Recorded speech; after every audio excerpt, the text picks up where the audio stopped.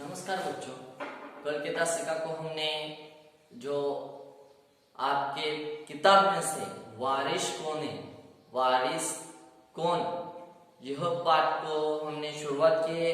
इसमें एक राजा है, राजा के 4 बेटियां हैं और उसका उत्तराधिकारी वारिस कौन होगा, यह चिंता राजा को लगी रहती है और वह 4 बेटियों को बुलाता है।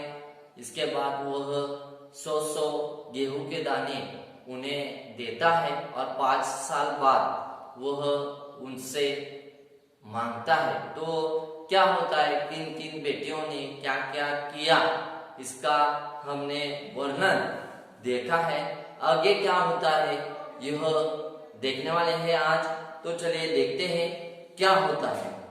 तो हमने कल देखा था कि तीसरी बेटी है, वह तीसरी राजकुमारी को इस बात का यकीन था कि पिताजी ने उन्हें यूं ही ये दाने नहीं दिए होंगे। यानी कि तीसरी बेटी, पहली बेटी ने तो राजा ने, पिताजी ने उन्हें जब 100 दाने दिए तो तीसरी बेटी जाते वक्त ही खिड़की से बाहर फेंक देती है। पहली बेटी खिड़की से बाहर फेंक देती है। दूसरी बेटी क्या करती है कि संदूक सी, यानी कि एक डिब्बे में मखमल जैसा कापड़ लेती है, इसमें डिब्बा रखती है। डिब्बे में वह 100 दाने रखकर उसे बंद कर कर वह 5 वर्ष वैसे ही रखती है। और तीसरी बेटी यह सोचने लगती है कि इसका क्या वजह है कि पिताजी ने हमें 100 गेहूं के दाने दिए होंगे, और यह विचार या वह सोचने लगती है कि क्यों दिए होंगे। और चौथी बेटी, जो छोटी बेटी है, वो उसने तो क्या किया कि उसे बोआ और उसे खा डाला। तो यह सब कुछ हमने देखा है। तो आगे देखते हैं कि 5 साल बाद राजा ने फिर चारों बहनों को बुलाया और कहा, आज से 5 साल पहले मैंने तुम्हें चारों को गेहूं के 100 दाने दिए थे और कहा था कि 5 साल बाद मुझे वापस करना। हाँ है वे, कहाँ है वे दाने। यानी कि राजा ने 5 साल बाद चारों बेटियों को फिर से बुलाया और वह 100 गेहूं के दाने उन्होंने मंगवा लिए हैं। बड़ी राजकुमारी भंडार घर जाकर गेहूं के दाने ले आई और राजा को दे दी। राजा ने पूछा, क्या यह वही दाने हैं जो मैंने तुम्हें दिए थे? यानी कि राजा को यह मालूम था कि 5 साल बाद गेहूं के दाने जब रखेंगे तो उसे कोई भी तो होगा। तो इसके लिए वह नए दिखने वाले जो गेहूं के दाने हैं उसे देखकर राजा कहता है कि मैंने 5 साल बाद गेहूं के दाने दिए थे, वही है क्या? ऐसी शंका उपस्थित, यानी कि उसे उस बेटी को, पहली बेटी को वह पूछता है। पहले तो राजकुमारी ने हाँ कह दिया, मगर राजा ने फिर कड़कड़ा कर पूछा, तब उसने सच्ची बात बता दी। यानी कड़कड़ कर, यानी कि क्या, कठोर शब्दों में, यानी कि कठोर शब्दों में उन्होंने, उस पिताजी ने उसे पूछा, क्या यही है? ऐसा उसे पूछा तो उसने सच बात बताई कि मैंने खिड़की से बाहर उसे फेंक दिया था, मैंने 5 साल उसे नहीं रखा है और यह भंडार से मैंने लाकर दिए हैं। राजा ने दूसरी राजकुमारी से पूछा, तुम्हारे दाने कहाँ है? दूसरी राजकुमारी अपनी संदूकची में से मखमल के खोल वाली डिब्बी उठा लाई, जिसमें उसने गेहूं के दाने सजा कर रखे थे। राजा ने उसे खोलकर देखा, दाने सड़ गए थे। यानी कि 5 साल तक यह एक डिब्बे में रखा तो वह सड़ जाएंगे, उसका गंदगी फैल जाएगी। तो यह राजा को मालूम था, पर वह रानी ने, दूसरी बेटी जो थी, उसने क्या किया था कि उस डिब्बे में उसने रखा था और उसे उगड़ते ही इसमें से जो दाने राजा ने देखे तो वह सड़ गए थे। इसके बाद तीसरी राजकुमारी से पूछा, तुमने क्या किया उन दानों का? तीसरी ने कहा, मैं इसका उत्तर आपको अभी नहीं दूंगी, क्योंकि जवाब पाने के लिए आपको यहाँ से दूर जाना पड़ेगा और मैं वहां आपको कल ले जाऊंगी।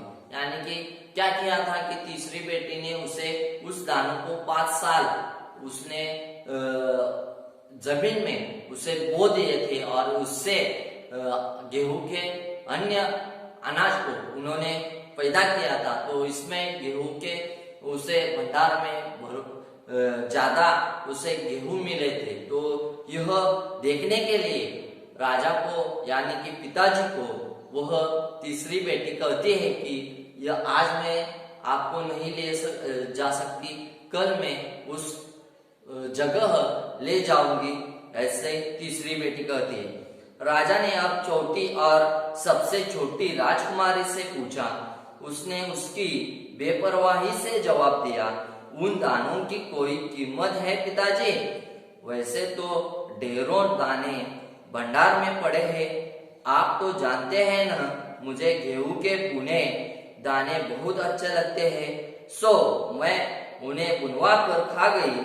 आप भी पिताजी किन किन चक्करों में पड़ जाते हैं। यानी कि चौथी बेटी छोटी है, उसे सोचा नहीं था और उसने बुनवा कर उसे खा डाला था और वही सच बात अपने पिताजी को वह बताती है। सभी के उत्तर से राजा को बड़ी निराशा हुई। चारों में से अब उसे केवल तीसरी बेटी से ही थोड़ी उम्मीद थी। यानी कि उम्मीद यानी कि आशा थी कि तीसरी बेटी ने कहा था, क्या कहा था कि मैं आपको कल वहां जगह लेकर जाऊंगी जहां मैंने वह 100 दाने रखे। और यह तीनों बेटियों ने तो जवाब सही नहीं दिया था। पहली बेटी ने तो उस दानों को फेंका था और भंडार से लाकर दिया था। दूसरी बेटी ने तो वह संदूक में रखा था, यानी कि डिब्बे में रखा था, वह सड़ गए थे। और तीसरी बेटी ने राजा से कहा था कि कल मैं उस जगह लेकर जाऊंगी। और चौथी बेटी ने तो सच बताया था कि मैंने तो उसे बुनवा कर खा डाला है। तो ऐसा इसमें है। और राजा को तीसरी बेटी पर ही उम्मीद यानी कि आशा थी, उसने कोई तो किया होगा उस 100 गेहूं के दानों का, यह विश्वास या आशा उसे राजा को थी। इसके बाद सभी के उत्तर में राजा को बड़ी निराशा हुई। चारों में से अब उसे केवल तीसरी बेटी से ही थोड़ी उम्मीद थी। दूसरे दिन तीसरी राजकुमारी राजा के पास आई।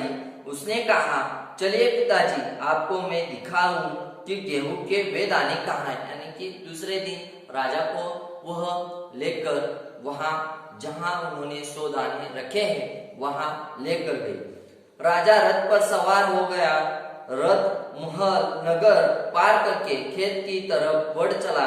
राजा ने पूछा, आखिर कहाँ रख छोड़े हैं तुमने वे 100 दाने? इन 100 दानों के लिए तुम मुझे कहाँ कहाँ के चक्कर लगवाओगी? ऐसा राजा को मालूम नहीं है कि वह खेतों से जा रहा है और वह जाते जाते बेटी से पूछता है, कहाँ कहाँ मुझे घुमाओगी, कहाँ रखे हैं 100 दाने? ऐसा राजा बेटी से कह रहा है। तब तक रथ एक बड़े से हरे भरे खेत के सामने आकर रुक गया। राजा ने देखा सामने बहुत बड़े खेत में गेहूं की फसल थी। उसकी बालियां हवा से झूम रही थी, जैसे राजा को कोई खुशी भरा गीत सुना रही होगी। राजा ने हैरानी से राजकुमारी की ओर देखा। राजकुमारी ने कहा, पिताजी, ये है वे 100 दाने जो आज लाखों लाख दानों के रूप में आपके सामने है। मैंने उन 100 दानों को बोकर इतनी अधिक फसल तैयार की है।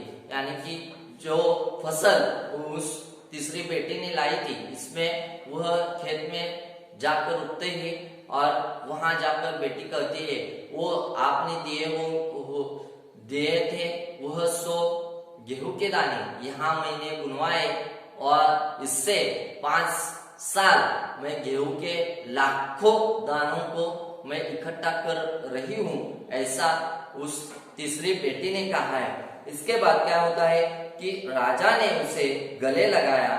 और कहा, जब निश्चित हो, अब मैं निश्चित हो गया तुम ही मेरी राज्य की सच्ची उत्तराधिकारी हो। उत्तराधिकारी यानी कि वारिस, यानी कि राजा को विश्वास था कि तीसरी बेटी कुछ तो करेगी इस 100 दानों का। तो यह देखकर राजा बहुत खुश हुआ और राजा ने कहा कि मेरी अब मैं निश्चित हो गया हूं, यानी कि मुझे कोई चिंता नहीं है कि राज्य की कि मेरा उत्तराधिकारी यानी कि मेरा वारिस यह तीसरी बेटी ही है, ऐसा राजा ने कहा। तो इससे हमें क्या पता चलता है कि हम देखते हैं कि जो भी हम बताते हैं समय का सदुपयोग करना चाहिए, समय से हमें फल ही मिलता है। और इसमें उन्होंने दिया है कि उत्तम फल प्राप्त करने के लिए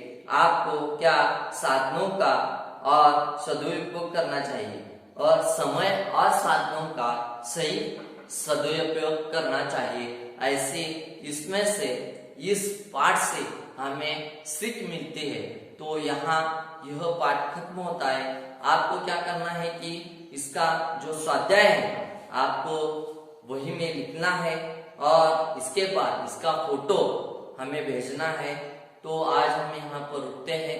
धन्यवाद।